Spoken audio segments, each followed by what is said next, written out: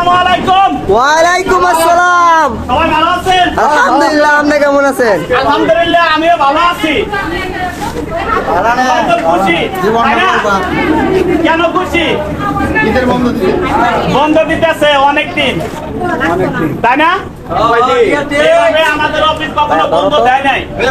আমি 6 বছর ধরে চাকরি করি। শোনো আগে, আমি 6 বছর ধরে এই অফিসে চাকরি করি।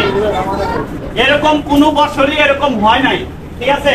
যে ডাল সিজন অনেকবার গেছে, হয়তো সর্বোচ্চ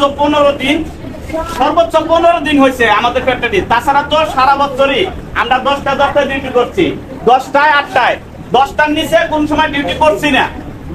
মানে গেছে খুব কম সময়, অল্প দিন আমরা 8টায় ডিউটি করছি এই 6 বছরের ভিতরে, ঠিক আছে? আর ডাল সিজন থাকলে হয়তো 15 দিন 5টা ছুটি পাইছি, এরকম কখনো হয়েছে না।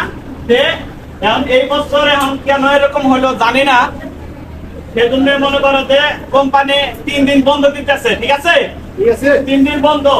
কালকে থেকে আগামীকাল বৃহস্পতিবার, শুক্রবার, শনিবার 3 দিন বন্ধ।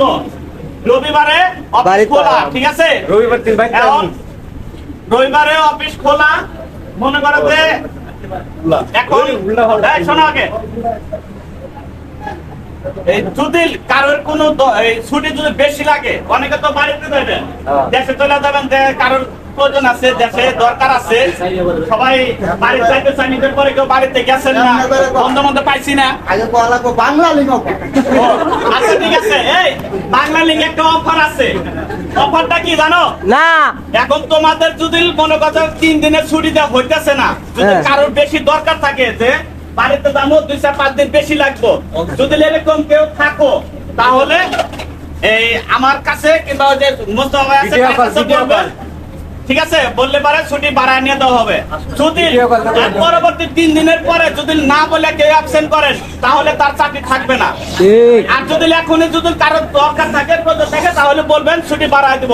5 দিন লাগে, 10 দিন লাগে, যদি কারোর 15 দিন লাগে, দিতে বাধ্য আমি দিব, ঠিক আছে? ঠিক আছে। ম্যাডাম যদি না দেয় আমি ছুটি দিব, যদি কার দরকার থাকে।